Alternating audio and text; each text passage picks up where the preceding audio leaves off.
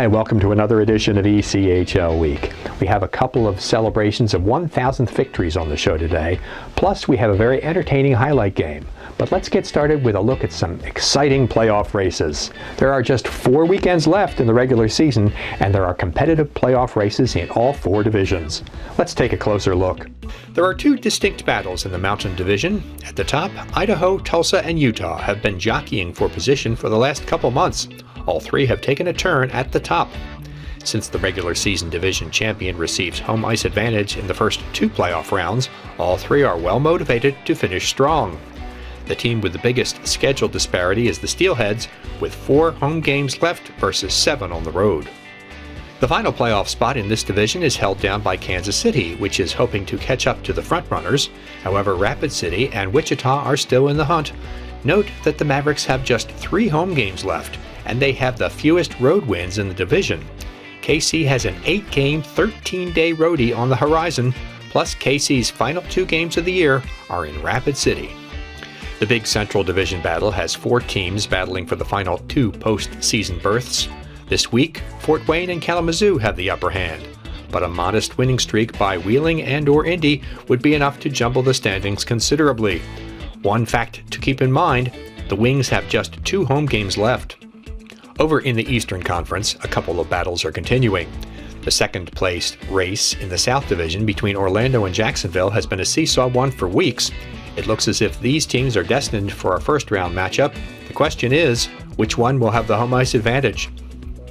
The final South spot belongs to South Carolina right now, which just won consecutive games for the first time in over a month and is maintaining a slim lead on Atlanta. Guess which teams play each other in the final 3 games of the season?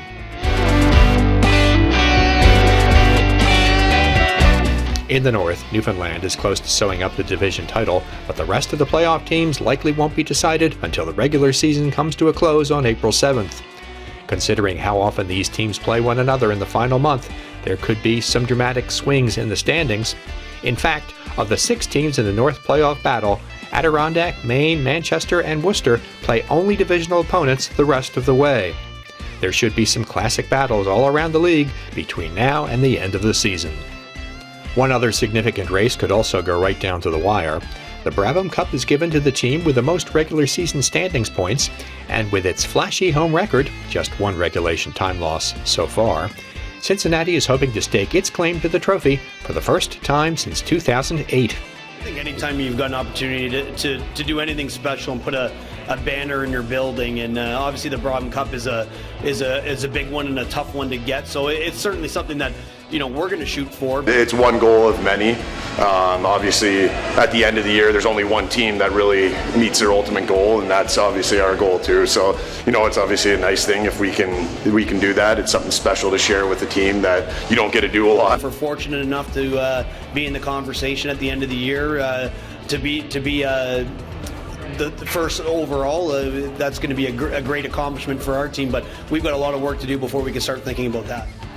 Of course, last season's Brabham Cup winner, Florida, has its eye on the prize as well. Considering both the Everblades and Cyclones have been consistent all season, this is another battle that could last right until the end of the regular season.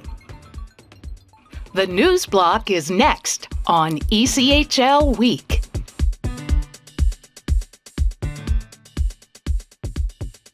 I had to work to get where I am. Nothing was given to me. I'm not the biggest, I'm not the strongest, but I will work the hardest. I drink Cocoa 5 because it keeps me hydrated and lets me focus on doing what I love. This game takes a toll on my body, but I can't take any days off. It's a grind, and I wouldn't have it any other way. Cocoa 5, keeping you in the game.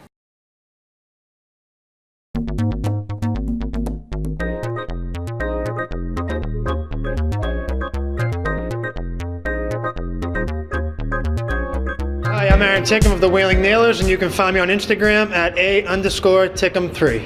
It has not been a great season for the Allen Americans. In fact, last week they became the first team to be eliminated from playoff contention. But that doesn't mean that fans of the team still don't have something to celebrate. Steve Martinson, the only coach the team has had in its 5 ECHL seasons, became just the 3rd coach in North American Pro Hockey to record 1,000 victories. He reached the milestone in a 3-2 home win over Tulsa. Marty is also the first U.S.-born coach to achieve that lofty mark. When speaking about the record after the game, the humble Martinson said, "It's time to get ready to win the next one." Martinson is number 6 all-time for coaching wins among ECHL bench bosses. This is the first year that Allen has not qualified for the Kelly Cup playoffs. The Americans won the league title in both 2015 and 2016. Speaking of 1,000 wins, the Adirondack Thunder just passed that mark, becoming the 3rd ECHL membership to achieve that level. The total includes all the previous stops for the team in Cincinnati, Birmingham, Atlantic City, and Stockton. The current club in Glens Falls, New York, has accounted for 151 of those victories. Todd Mackin has been named as president of the Rapid City Rush. Mackin comes to the Rush after spending the last 8 seasons working in the front office of the Kansas City Mavericks. Most recently, he served as the Mavs executive vice president. Todd has a great vision for where he'd like to see this team go and what he'd like to accomplish, and cannot wait for him to get started here in Rapid City, said Jeff Dickerson of Spire Sports and Entertainment, the team's ownership group. "I'm ready to roll my sleeves up and get to work on making this organization a powerhouse in the ECHL in all facets of operations. This arena used to be one of the toughest buildings to play in all of AA hockey, and I look forward to restoring that pride for many years to come," said Mackin.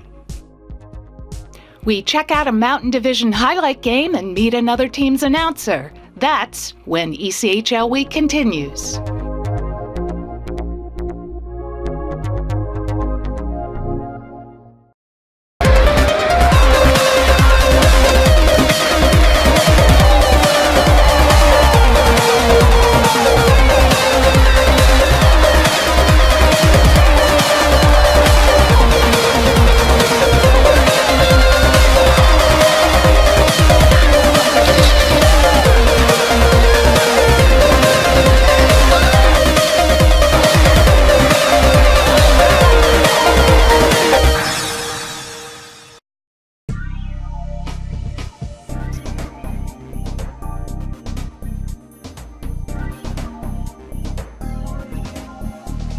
Hi, I'm Brandon Schmier of the Allen Americans, and you're watching the ECHL Week. As we mentioned earlier, both Utah and Rapid City are in the middle of hot Kelly Cup playoff races in the Mountain Division.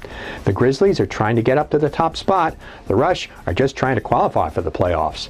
Let's take a look in our highlight game today of a recent battle between the two. Right on an outlet, finds Herbert. Puck bounces off his stick. He recovers, comes up with speed, one-on-one with Leibinger. Drop back, it's Yulee. Yulee, high slot, rifles it, and he scores. And for the first time all week, Cole Yulee finally finds the back of the net for the Grizzlies. Momany's there with the puck, looking for an option. Takes it himself. To the blue line, it's Quayle. Quarterbacking the point to Momany. High slot, rifles it, missed the net. Rebound in front to Leibinger. Stared on the play. No, it's in. They score! It's a power play goal! Richard, hands off to Yulee with space, unwinds, rifles it, one-time shot, kick save Carlson. Rebound right back to Herbert, just over a minute left on the major kill. Here comes Richard, he unwinds and he scores. It's a power play goal. It comes to Router, Router creeps in, hands off, Momany to Danks, in front, looking for an option, stopped by Carr, rebound is there, Momany to Router, for Todd, back for Momany, rifles it, he scores! Cedric Momany, it's a power play goal! And with 13.6 seconds left, we are square at 2. Router, a left shot. His second game in a Rush uniform. Comes gingerly down Main Street. Router, now down the glove side. Router fakes, rifles it, he scores! Marchment on the season, his first appearance. Here comes Marchment, a right shot down Main Street. Marchment for the win, knocked aside by Carlson, and that's it. The Rush get the sweep of the Grizzlies. Adam Carlson, 3 for 3 on the week in between the pipes, and he is mauled coming out of his net. Voices of the ECHL. Today, David Fine of the Reading Royals. How did you get your start in hockey broadcasting? Started in hockey broadcasting when I was attending Syracuse University, worked for the Syracuse Crunch of the American Hockey League for 4 seasons as a broadcast intern, and from there moved out to Nebraska and worked in the USHL with the Tri-City Storm before coming to the Royals. What's your favorite road arena to broadcast a game? Insuring Arena up in Adirondack. I can only imagine what it was like when the Red Wings were there playing in the 80s. It's been fabulous going up there for a number of sellouts. I love the broadcast view there, and plus with the renaming of the Dave Strader Memorial Press Box, even more special to know you're in a place that one of the greats used to broadcast from. Tell us about your on-air partner. Pat Richards, the color commentator with the Reading Royals, is the most fabulous person I've met since moving to Reading, Pennsylvania. I'm getting a huge smile talking about him. I was driving through the mountains in Pittsburgh, around the Pittsburgh area and through West Virginia when I was moving out here, and I knew I was talking with Pat, who's done it for 15 years with the Royals, except on Frozen Four weekend, because he goes to the college hockey Frozen Four for each of the last 2 decades. But his knowledge of the game and his preparation is second to none, and he is the most marvelous part of any Reading Royals broadcast, and easily what makes our broadcast, in my opinion, definitely one of the top ones in the ECHL. What's the best part of your job? Go to a game for free, without a doubt. You get to go and talk about what you love to talk about, and they let you in, and you know the security guards' names, and you know all the ushers' names, and it feels like a family here in Reading, and I'm very glad to be back home a little bit closer to the East Coast where I grew up. That wraps up another edition of ECHL Week. Thanks for watching. Make sure to follow us on all our social media channels, and particularly this time of year, follow us on Twitter. We keep track of every single game that has playoff implications. You don't want to miss that. I'm Barry Schickling. See you next time.